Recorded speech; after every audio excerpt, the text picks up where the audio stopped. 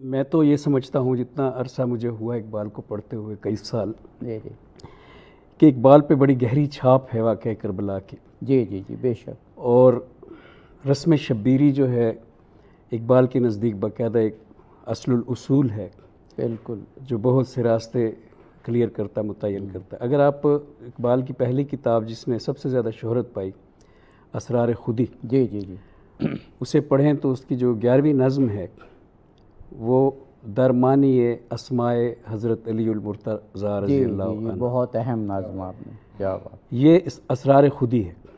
پھر اسی کے جواب میں رموز بے خودی ہے. جواب تو نہیں، یعنی اس سے اگلا ارتقاء جو ہے، اس اسرار خودی کا جو ارتقاء ہے وہ رموز بے خودی ہے. تو اس میں پھر ایک پوری مکمل نظم ہے حضرت امام حسین امام کرب، وہی جس کی آپ مثال دے رہے تھے. شعر وہاں پہ ہے، وہ پہلا شعر ہے اصل میں، امام عاشقاں پورے بطول. بے شک. تو یہ دو جو کتابیں اقبال کی سب سے اہم ہیں، اسرار خودی اور رموز بے خودی. اس میں امام علی رضی اللہ عنہ کو اسرار خودی میں اور امام حسین رضی اللہ عنہ کو رموز بے خودی میں ایک ایسی سمبل، ایک ایسے نشان کے طور پہ اقبال نے لیا ہے بے شک کہ اسرار خودی کا جتنا مقدمہ ہے کہ خودی کیا ہے، خودی کیسے ہوگی، کوئی انسان خودی والا ہو تو وہ کیسا ہوگا، پوری جو اسرار خودی ہے، دیکھیں نا اس کا لفظ کیا ہے، سیکرٹس آف سیلف. تو سیکرٹس آف سیلف کا جو پھر ایک بنا کے پیش کرتا ہے اقبال نمونہ، ایک ماڈل کہ سیکرٹ آف سیلف کا ایک ہیومن ماڈل کون سا ہے. جی جی. تو وہاں امام علی کو پیش کرتا اقبال، اور بڑی تفصیل سے. اور پھر وہاں پہ اقبال نے اسی نظم جو 11ویں نظم ہے اسرار خودی کی، اس میں اقبال نے کہا، چونکہ نظم کا عنوان ہے درمانی جی جی جی اسمائے حضرت علی المرتضیٰ رضی اللہ عنہ، تو وہاں پہ 4 اسماء جو ہے نا، جو حدیث سے اور قرآن سے اور روایات سے اقبال نے لیے ہیں، 4 اسماء ترتیب سے اقبال نے وہاں پہ ذکر کیا، جن میں پہلا ابو تراب ہے. صحیح. جس میں اقبال نے فرسٹ ٹائم، اور میں نے جب پہلی بار یہ بات پڑھی تھی تو میں دنگ رہ گیا تھا کہ ہم ابو تراب کس کو سمجھتے ہیں، اور اقبال نے کس طرح اس کی تشریح کر کے ساری بات ہی بدل دی. صحیح سے. ابو تراب اقبال کے نزدیک تراب مٹی کو کہتے ہیں، اور یہ وہی مٹی ہے جس سے انسان کو بنایا گیا ہے، اور انسان کا جو جسم ہے اس کی سمبولک نام ہے تراب.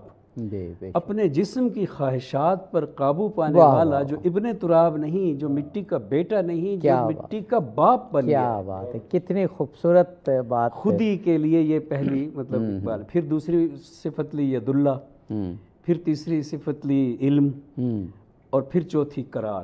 اب جو میرا یہاں پہ آپ کے سامنے پیش کرنے کا ایک مقصد تھا اس نظم کو، وہ یہ ہے کہ پوری آپ تو تاریخ دیکھیں علم کی، آپ کو پوری علم کی تاریخ میں روحانیت کے سکولوں میں یہ 2 چیزیں ایک جگہ اکٹھی ملنا ناممکن ہے، جس میں ایک چیز کا نام ہے ترابیت یا ترابی ہونا، تراب، اور دوسری کا نام ہے قراریت یعنی قرار.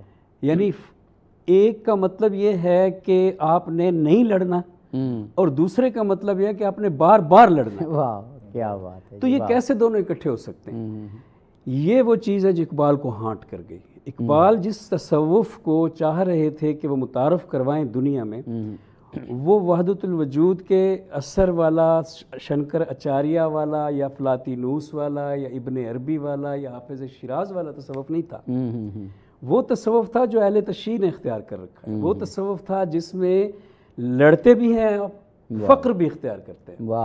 مطلب فقر جو ہے وہ ایسی چیز ہے کہ اس میں پہلا وحدت الوجود کا پہلا سبق کیا ہے کہ ساری دنیا آپ کی دوست ہے، درخت بھی، پودے بھی، مچھلیاں بھی، انسان بھی. تو لڑنا نہیں ہے، سب سے محبت کرنی ہے. یہی شنکراچاریہ کا درس ہے. لیکن جیسے ڈاکٹر عابد علی عابد شعر اقبال میں لکھتے ہیں کہ اقبال کے لیے دنیا دوست نہیں ہے، کبھی دوستوں کو کوئی تسخیر نہیں کرتا. اور قرآن کہتا ہے کہ وَسَخَّرَ لَكُم مَّا فِي السَّمَاوَاتِ وَالْأَرْضِ، کہ دنیا تو آپ کے لیے تسخیر کر دی گئی. اقبال کے لیے دنیا چیلنج ہے. شعر اقبال میں وہ لکھتے ہیں. سو یہ اقبال کو جب نظر آیا کہ اس فکر میں جو، اچھا پھر جو آخری بات کر لوں اپنی اس گفتگو کے ٹکڑے کی، کہ جب رموز خودی میں امام کربلا کو لائے تو وہاں واضح ہو جاتا ہے کہ اقبال جہاں اسرار خودی فرد واحد کی خودی کو اجاگر کرتی ہے، وہاں رموز بے خودی اجتماعی خودی کو اجاگر کرتی ہے. بالکل. تو یہاں علی اپنے آپ کو بنا رہے ہیں پہلے اپنی شخصیت کو، اس لیے اسرار خودی میں علی کو لیا. اور وہاں امام حسین انقلاب کے لیے اٹھے ہیں یا ایک جہاد کے لیے اٹھے. جہاد زیادہ مناسب لفظ ہے وہاں انقلاب کی جگہ.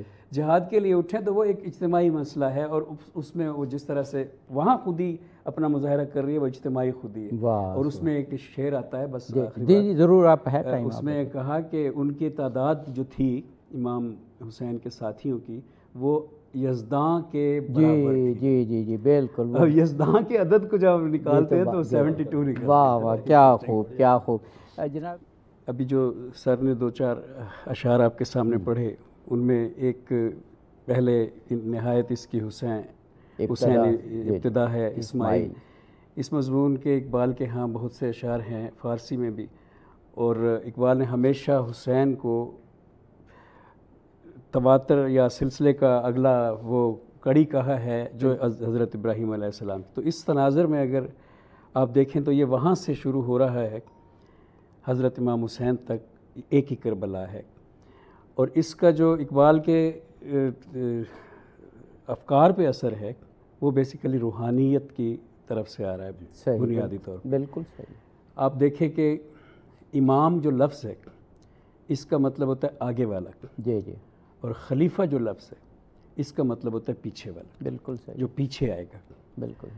تو ایک شیعہ عالم کہا کرتے تھے جان علی کاظمی کہ اہل سنت نے امامت کا تقدس پامال کیا ہے اور اہل تشیع نے ممبر کا تقدس پامال کیا. اچھا.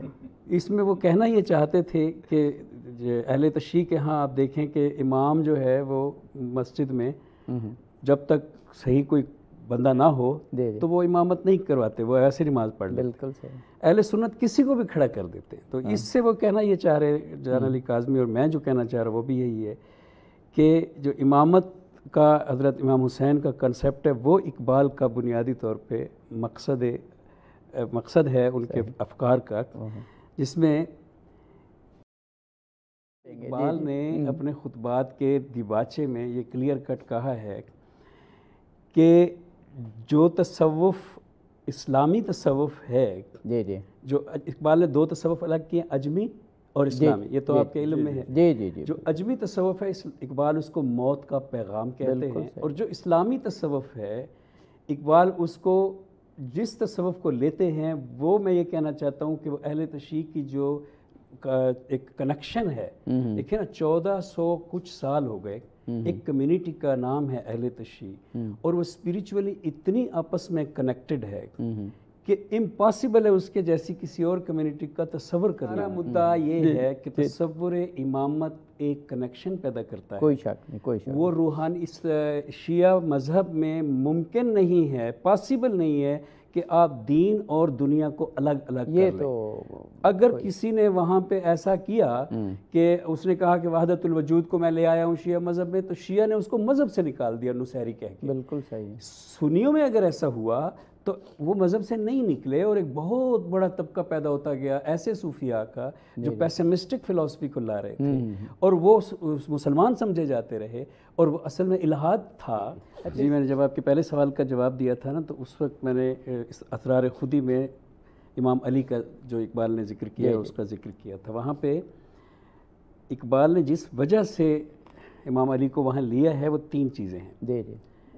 عمل، علم، عمل اور عشق. واہ.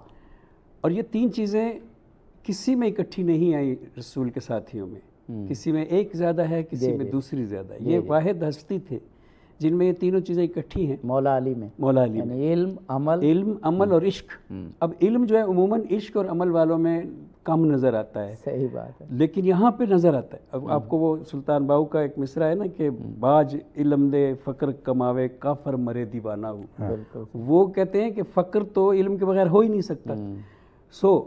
جو وہاں پہ 3 چیزوں کی وجہ سے اقبال نے لیا، اس میں عمل جو ہے وہ تیسری چیز ہے جو حضرت علی کا ہے. اور آپ نے جس وجہ سے ابو تراب کہا، رسول کریم صلی اللہ علیہ وآلہ وسلم نے، وہ ذرا کبھی اس روایت کو دیکھیں تو بیٹھے بیٹھے خیال آیا امام علی کو کہ یہ جو نفس ہے اس کے علاج کے لیے آج کچھ ہونا چاہیے. اور وہ ایک خاتون کا باغ میں جا کر رات بھر صفائی کی, اس کے باغ کے بوٹے اتارے, یہ وہ, یہاں تک کہ قمیص اتاری ہوئی ہے, اور صحرا کی رات دن کی طرح روشن ہوتی ہے, اور لوگ رات کو ہی کام کرتے ہیں, وہ گرم ہوتا ہے.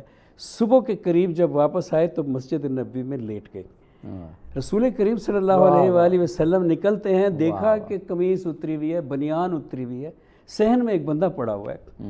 دیکھا کہ یہ تو علی ہیں, تو کہا یہ ہوا ابو تراب, یہ ابو تراب ہے, یہ فادر آف دا باڈی ہے. یعنی آپ نے کوئی لقب کو بھی عمل کے ساتھ جوڑ دیا. عمل یہ ہے, اور پھر اس عمل کو ٹرانسفر کریں تو اگلے رموز بخودی میں امام حسین میں, جیسا کہ آپ نے کہا امام حسین رضی اللہ عنہ, امام حسین علیہ السلام میں جب پچھلی بات میں تھوڑا سا ڈیویٹ ہوا تھا, تو اصل میں جانا چاہتا تھا ایک جگہ پہ. جی ضرور. وہ آج کے دور میں نہ گیا تو مجھے یہ گفتگو ساری ضائع لگی. بالکل. میرا نقطہ یہ تھا کہ اتنی بڑی اسلامی دنیا ہے, صحیح, اور ساری کی ساری اسلامی دنیا اس پیسمسٹک پوزیشن میں ہے کہ امریکہ اگر دبکائے, ڈرائے تو سارے دبک جاتے. بالکل صحیح بات. اور اس میں ایک فکر ہے جو کمزور ہے مالی طور پہ, جو کمزور ہے اسلحے کے طور پہ. صحیح. میں آخری یہاں پہ ایک حصہ ایڈ کر دوں. ضرور کہیے آپ. کہ جو اگر آپ دیکھیں کہ جو جذبہ یا جو چیز ہم میجر کر رہے ہیں اس میں اس وقت اپنے ایرانی بھائیوں کی, جو جس کا ہم پیمائش کر رہے ہیں کہ یہ کب تک رہے گی, وہ ہے ان کا وہ سٹیمنا جو سہنے کا ہے, جو مارنے کا نہیں ہے. واہ واہ, بہت خوبصورت نقطہ. اگر 10-11 سال میں پہلے امریکہ نے امام خمینی کو وہاں ہرا سکا جب صدام کو اسلحے دے رہا تھا, تو اب 10-12 دن میں کیسے ہرائے گا؟ کوسچن میں وہاں سے اب میں واپس جاتا ہوں. میں یہ اس واقعے کا آپ نے پروفیسر صاحب آپ بہت ریلیونٹ بات میں پوائنٹ یہ اٹھانا چاہ رہا تھا کہ وہ تصوف جو آپ کو مردہ کر دے, جو آپ کو وہ امام غزالی کا ایک ہے کہ عنین من لم یعرف الحیۃ والتشریف فہو عنین فی معرفت اللہ تعالی, جو آپ کو امپورٹنٹ کر دے, جو آپ کو نامرد کر دے, وہ تصوف. اقبال نے پیام مشرق کے دیباچے میں لکھا ہے کہ مجھے ڈر ہے کہ اہل یورپ جس قسم کی رستے پہ چل رہے ہیں یہ عجمیت کا شکار نہ ہو جائیں. امریکہ سے مجھے ڈر نہیں ہے, مجھے لگتا ہے وہ ضرور اوپر اٹھے گا. یہ پیام مشرق کے دیباچے میں, اور آج ہم دیکھتے ہیں کہ ایسا ہی ہو رہا ہے. سو وہ تصوف جو آپ کے قوا کو مزمحل کر دے, جو آپ کو برباد کر دے, اور جب آپ کا دشمن آپ کو للکارے تو آپ ہاتھ جوڑ کے دم دبا کے بیٹھ جائیں, وہ تصوف اسلامی تصوف نہیں ہے. نقطہ میرا یہ تھا کہ امام علی کو لینا یا امام حسین کو لینا, اور اسرار خودی اور رموز بخودی میں لینا, جس میں اقبال چاہتے ہیں کہ میں مسلمان نوجوان کی تربیت کروں ان کی خودی کی. وہاں تصوف یہاں سے آ رہا ہے, امام علی اور امام حسین سے, اور یہ تصوف دین اور دنیا کو کبھی جدا نہیں کرتا. آپ نے کبھی کوئی اس کمیونٹی میں ایسا شخص نہیں دیکھا ہوگا جو صرف دنیا دار ہو یا صرف دیندار ہو. یہ آپ کو ہر کمیونٹی میں ملے گی. ابھی سر نے خود جو مصرع پڑھا ہے پہلا وہ تھا, ایک فقر سکھاتا ہے سیاد کو نخچیری. تو نخچیری کے عالم میں تو ہے نا, ہم پاکستانی بھی اور دوسرے بھی.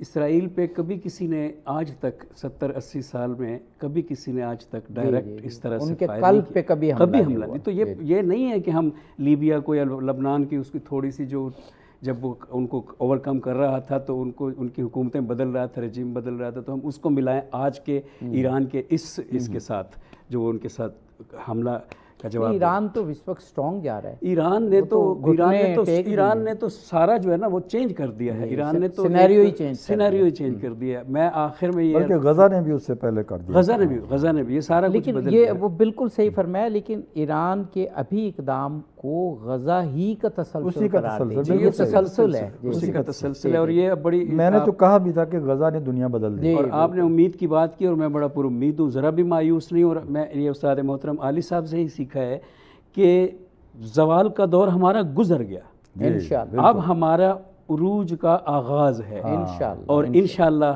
ہم امید کے ساتھ ہیں, اور ہم ضرور ایک بار پھر اس دنیا کو بے شک